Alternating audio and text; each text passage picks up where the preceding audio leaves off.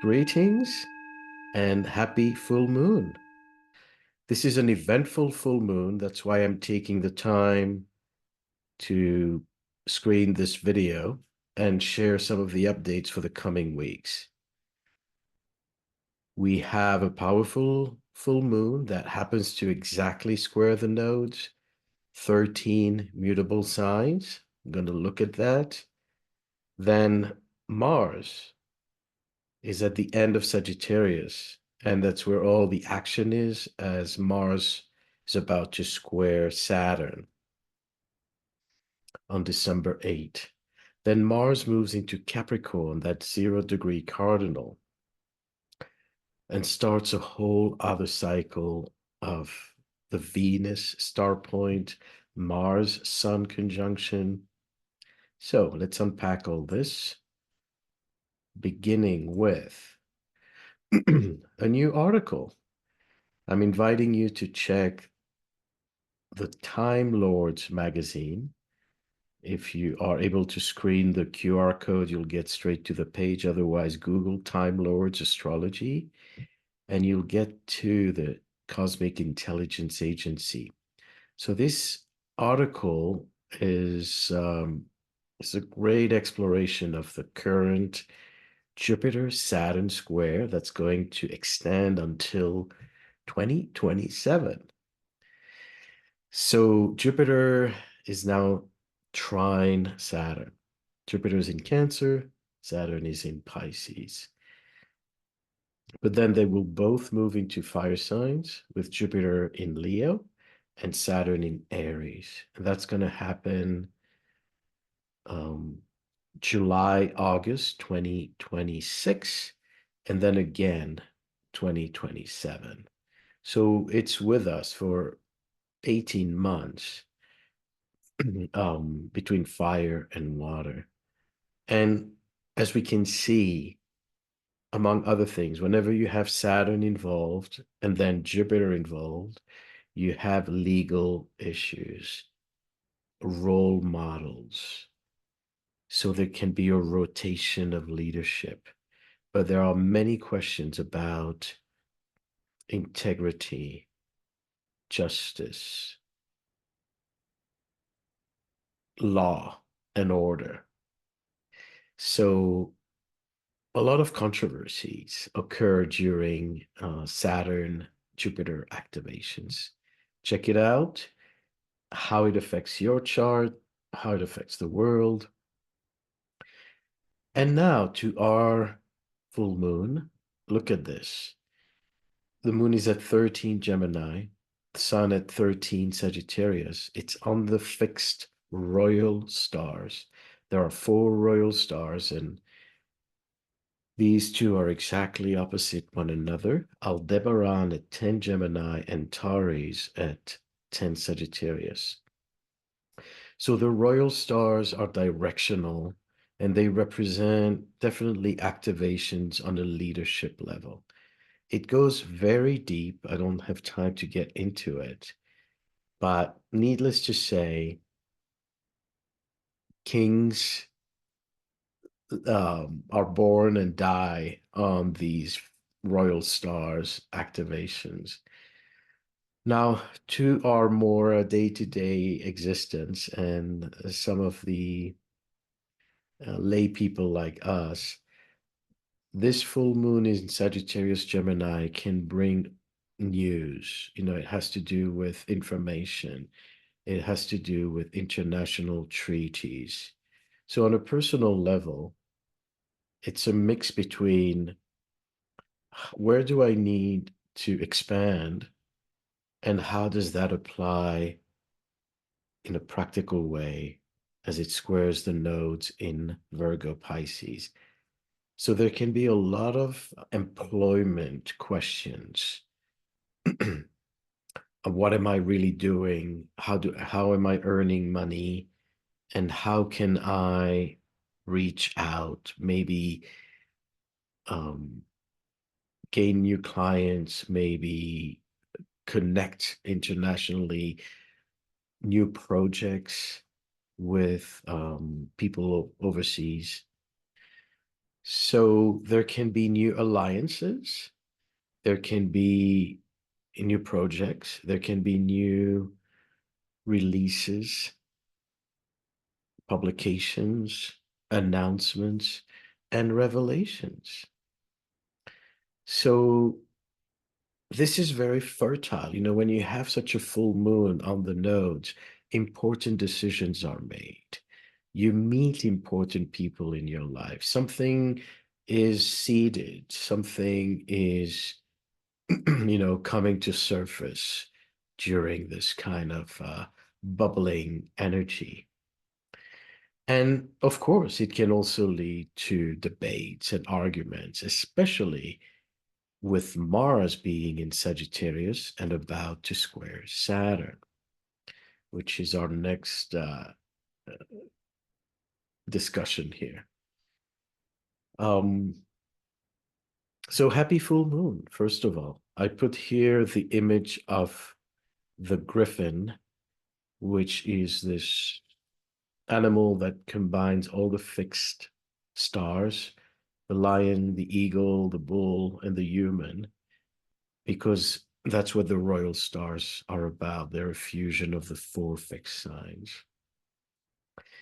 Another day for unpacking that.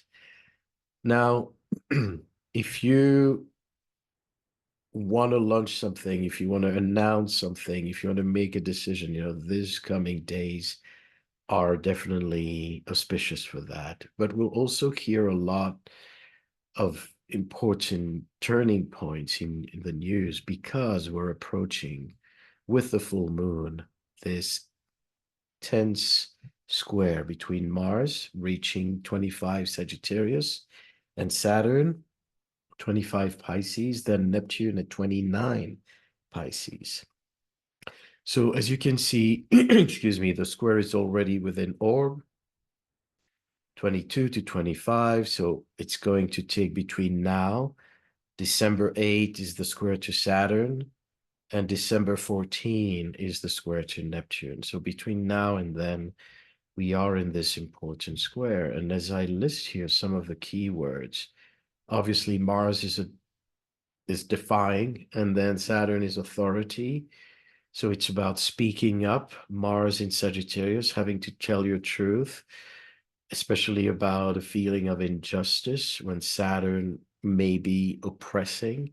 So if you feel like, things are not done the right way at work, if you feel that you need to say something that you've been holding back, there's risk involved, you could get fired. That's no joke, but it's a time where you can't just pretend nothing's happening and just win time or, keep your head down. So it's intense energy. It has a ruthless quality. It's uncompromising. Sagittarius is all about ideas and opinions and belief systems. So there can be religious wars, even in our office. Um, there can, of course, also be a lot of power struggles on a leadership level. So whether you're breaking away from oppression or whether you feel crushed by the system, be careful. This is a time where you can be, um, in the heat of arguments. So choose your battles. But very likely we will see an escalation of military action. Pisces has to do with the seas, naval battles. Sagittarius is international, so at sea, overseas. And of course, Sagittarius brings this sense of justification. God is with me, or I'm the righteous one, or, there's a lot of convincing that's being done with this aspect. And who is right on it is, of course, Putin, who is born with Mars on at 26 Sagittarius. So he's having a Mars return square Saturn on his asteroid Pallas Athena. So, you may ask, how come such a, normally peace-loving Libra who tries to accommodate and sympathize and be compassionate with Neptune in particular, how come he is such a ruthless warmonger and uncompromising? Because his Mars in Sag is square natally to Pallas Athena. So the Pallas Athena is a warrior goddess, and she's definitely a force to be reckoned with, but she shows up as an asteroid in all the battles. And she's not always with the good guys. It can be very descriptive of a intense bloodshed. So when you have Mars natally square Pallas Athena, you're not going to be a pacifist, at least depending on your level of consciousness. But you know, Putin's Sun, Saturn, Neptune, he definitely feels like he's on a higher mission. Saturn, Neptune gives that sense that I'm serving a greater purpose. It's not just about me. It's a feeling of being a martyr, sacrificing myself for others. And that's how he perceives himself. And so under that kind of um, sense of mission, you can excuse yourself for doing, having people jump off buildings or drinking unsavory teas because it's for a good cause. And Mars in Sag helps with the convincing arguments. Back to our time, as there are intense negotiation to try to find some kind of agreement between the Russia and Ukraine, we see here a big risk of escalation, and I don't think the negotiation are going to be fruitful, at least not immediately. It looks fiery, it looks dangerous, and we see that on the other side as well, with Zelensky having the same Saturn Mars locking on his angles, descendant, and on his Jupiter. Um, and so that Jupiter in Gemini has to do with neighbors, right? Gemini. Big neighbors, Russia, for example. Jupiter is big size. So interestingly, it's also an ideological battle. So it's not just on the front line, but it's also on the social media front line, on the media front line with Sag and Gemini. So if this person is involved in intense negotiations, with Mars approaching that Jupiter, you can expect some kind of dead end, some kind of uh, what do you call it? Disagreement. They're not going to see eye to eye, at least not right away. So it's not a place of compromise. It's not a place where we trust one another, etc. It's a place where we actually are very firm in our convictions. Jupiter, Mars in Sag. So unfortunately, it doesn't look like a real breakthrough, at least, unless there's some kind of miracle and they managed to turn this around. Now, later, as you know, I'm talking about the Mars Saturn, perhaps there's a sign of compromise when Mars squares Neptune, and that's December 14th for both of them. So at first, when they, around 25, 26, 27, it's a lot of screaming and screaming matches. But then maybe when Mars squares Neptune, there can be a pacifying sacrifice, compromise that can then perhaps um, lead, to a middle way, to a middle ground. So, what is better, sell your soul and have some peace, or keep fighting while you run out of steam? It's a difficult situation being between this rock and hard place. But this is also something that mirrors where we are at, right? On a personal level. On another front, this is the chart of Venezuela as the Americans are setting, you know, firm presence, naval presence, Pisces. And this is one of the charts of Venezuela. There are two charts available because the process of independence, went through several stages. Venezuela, first of all, became independent from French forces and Spanish forces. So there are a couple of charts that show its sovereignty. And I believe this is the second one, the later one, when it really, you know, finished all the independence battles. So you see, Venezuela has Mars in Pisces natally at that 25 degrees, opposing the Sun at 29 Virgo.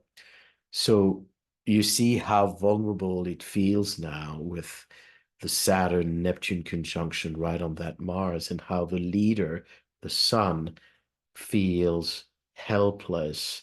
Mars tries to bribe Trump with oil deals and whatnot, but um, it doesn't look very good for the leader. Um, and so, is Venezuela going to be in the crossfires? To some degree, it looks heated. If this chart is anything to go by, it's coming up. Now, on yet another front, Israel. So, the if we speak about the current Saturn Neptune conjunction that's been floating between Pisces and Aries, crossing, the 0 degrees of the zodiac, the inception degree, this kind of reset degree. So, between the last degrees of Pisces, the early degrees of Aries. And we see basically that since this Saturn Neptune has been so close to one another, we are in a state of lawlessness. Leaders are doing whatever they want with complete immunity, impunity, and manipulating the system. So it creates this erosion. Neptune erodes Saturn, the rule of law, the order, what we relied on. And in some cases, necessarily so, because some laws are obsolete and there's a need to, bring something new. But there's a lot of, when something falls apart, there's a lot of parasitic forces that are kind of um, hitching a ride on this chaotic energy. And so we see, Trump pardoning criminals left and right. And when we ask him about it, he's like, oh, who is this person? Who is this billionaire that I just pardoned? I have no idea. And who's this drug dealer that I just pardoned? Oh, somebody told me he's a He's a good guy. And we all know there's a lot of bribing and there's a lot of personal interest. And so we see this Saturn Neptune creating, banana republics, basically. And so it is in Israel, when the president of Israel is pressured by the president of the United States to pardon his friend over there because, the corruption charges, come on. It's not a big deal that he manipulated the media and bribed media moguls to uh, have favorite coverage so that he would win elections. And so Bibi Netanyahu is kind of in deep mud. Not yet about the Gaza war crimes, but about his own dealings as a prime minister in his own country. So, again, this sense of impunity, this need for pardoning is very Saturn, Neptune in Pisces. And here is the president who doesn't have governing authority, but he's the one who in this case has authority over pardons. And so you see he's a Virgo, and Neptune is opposing his sun, so he's probably going to comply. His Venus moon in Libra is right on Netanyahu's Libra moon and stellium. And he's already preparing his speech to say that whatever the decision will be, it's going to be for the best of the country. So once again, swallow that pill, move on, Pisces. Don't take anything personally. Justice is a relative thing.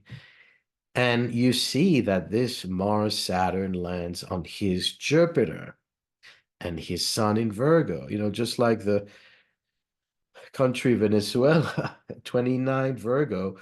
Oops, that was where the eclipse was in September at 29 Virgo.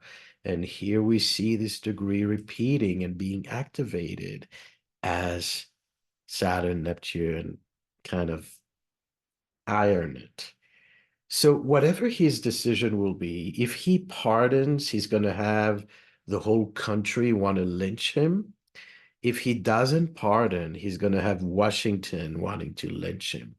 So in that Libra Venus moon, he's trying to find the balance and please, real justice versus banana republic justice. And he's probably going to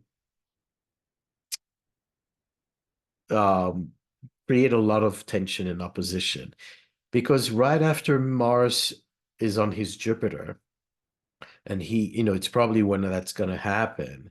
Soon after, Mars squares his sun, and then Mars opposing Mars. So I don't know. His days are numbered in a way. He could face a lot of problems and rebellion, um, whatever the decision is. Um, and his credibility is definitely going to be questioned. So this Mars Saturn is on several big people's case. Trump Sun, Trump is born on an eclipse. Sun is in Gemini, Moon is in Sag. So the same full moon that happens now is kind of a recurrence of his own full moon, except it's opposite. But the Mars is now exactly opposing his sun and moon. So he is himself targeted. He's himself upset, angry. There is going to be a lot of heat, a lot of power struggles around him. And, right now there's a lot of heat around his Secretary of Defense, Hexeth, who has a Pisces moon. at 28, right where the Saturn, Neptune are. Mars is going to square that. Is he going to prevail? So Trump is trying to save his ass once again because of allegation of abuse of power, war crime, with the way they shoot this boat out of Venezuela. And it's all Pisces. So Hexeth, interestingly, has Uranus in Scorpio as well. And we were just talking about it on my astrology page on Facebook, that his Uranus in Scorpio, really reflects how you see planes, Uranus, hitting boats, Scorpio in the water. So advanced technology from the air to uh, targets on the water. And of course, his moon in Pisces, he's an alcoholic, and it's not going to be an easy time for Mr. Hexeth. And, maybe his president will be able to once again save him. But if they do, it's not going to be easy. It looks contentious. It looks like it's a 50-50 chance. Another, dignitary who is in the crossfire of this square is French President Macron, who has a stellium in Sagittarius. And Neptune's been squaring that sun for the whole year, and his government keeps collapsing, and then he restructures it, and then it collapses again, and then he manages to navigate that, and I must say skillfully, because he's still around, despite this long Saturn Neptune square. Who knows? Between now and February, when Saturn and Neptune leave Pisces for good, and they're going to move away from his sun, we'll see if he remains in power. So, on a personal level, if you have planets around 25 degrees Sagittarius, be a little more cautious. Astrology is here for preventive purposes. If we understand the energy, it doesn't mean, we can dodge the challenge, but we can understand the challenge. So the challenge is about choosing your battles. It's about knowing where to push the gas pedal, Mars in Sag, or the brake pedal, Saturn. It's about the sense of justice. And it's also about how far you can go. How much can you say? Be careful of saying things that you might regret. Now, it's a moral dilemma, because you may say something that you feel is very personal to you. It's very important, that needs to be said, but then there are consequences. So are you willing to face consequences? But then there's also, saying things in the heat of a moment that you don't really mean, and then you feel sorry and guilty, Saturn. If you're going overseas, this is a difficult time for travel, where you can face border issues. Mars in Sag is the traveling. Saturn is, the authority could prevent you from going wherever you need to go. So it's not the greatest time to cross borders. Um, and it can lead to complications with travels, losing your bags, disappearing acts, getting lost, disorientation. So it's also a time where you have to be a little more mindful about injuries. So, you know, watch your knees, watch your steps, and no daring sports. I mean, that's the cautious side speaking. So, understand what this energy is about and navigate it as wisely as you can.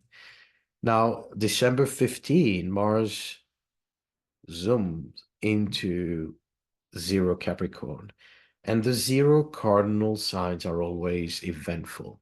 So after this massive dialogue with Saturn and Neptune, Mars then moves into this Earth sign, cardinal sign. So anything that's on the zero cardinal is amplified, right?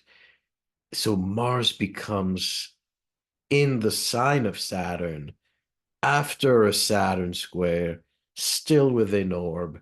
We really see this kind of military authoritarian stance gaining traction, being even more imposing.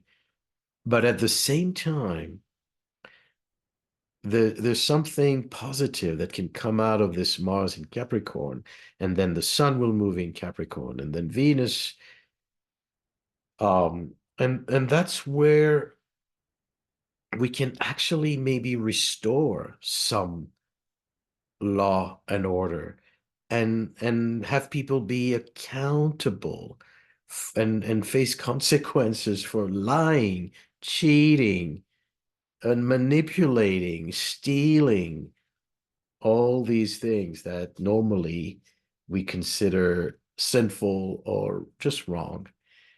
So as Saturn Neptune has kind of dissolved our references and our role models are, falling apart, basically, this Mars in Capricorn can restore um, some solidity, some feeling that there is a direction, there is a goal, there is something to rely on.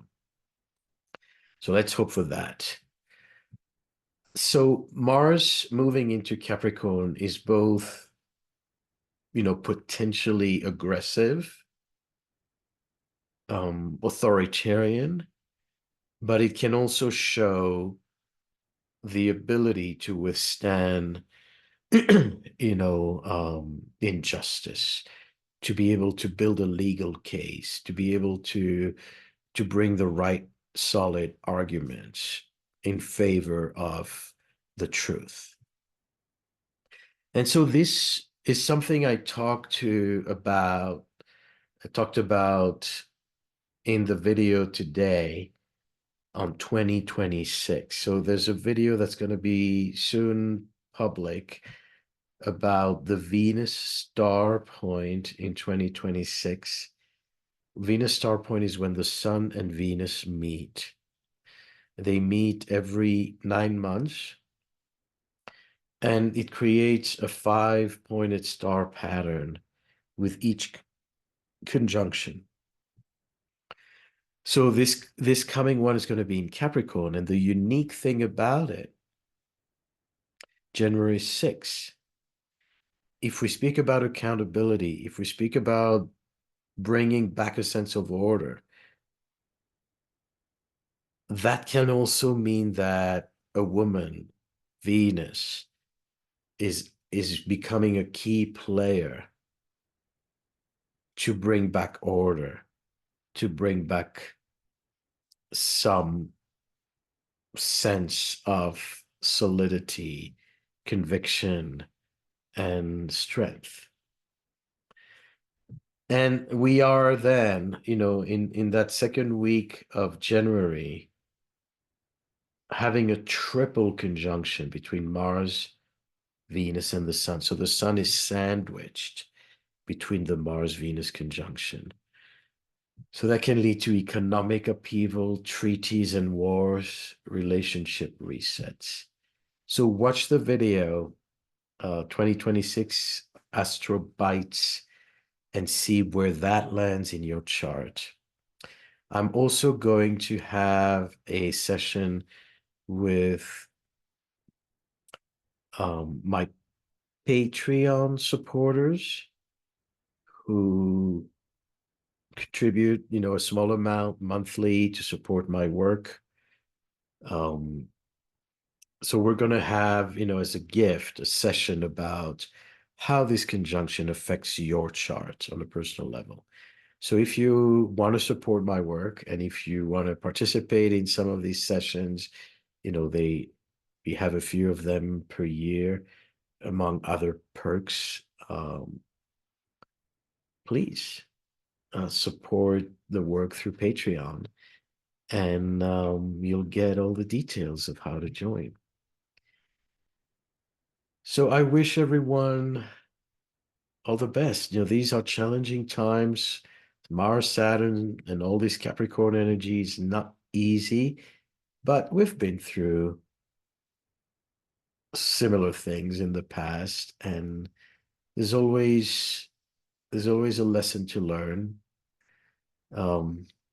May we have strength to keep staying, head above water, to stay strong in our truth, even if we need, to be firm on the chopping board and not always accommodate.